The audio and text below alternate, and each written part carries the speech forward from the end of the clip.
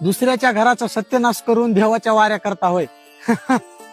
अशानं किती जरी तुम्ही देवाचा दरवाजा झिजिला ना जाऊन, तरी पण तुमच्या डोळ्याच्या पाठीमागं केलेलं ते पाप कधीच धुतल्या जाणार नाही.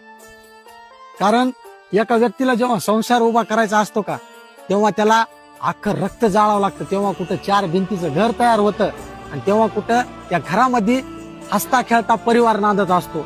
आणि तुम्ही जर त्याच घराचा तळतळाट घेत असताल तर तुम्ही मरेपर्यंत त्या घराच्या तळतळाटानं कधी तुमचं चांगलं होणार नाही. म्युझिक.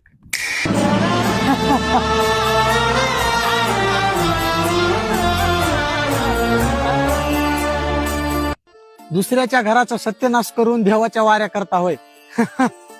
अशानं किती जरी तुम्ही देवाचा दरवाजा झिजिला ना जाऊन, तरी पण तुमच्या डोळ्याच्या पाठीमागं केलेलं ते पाप कधीच धुतल्या जाणार नाही. कारण एका व्यक्तीला जेव्हा संसार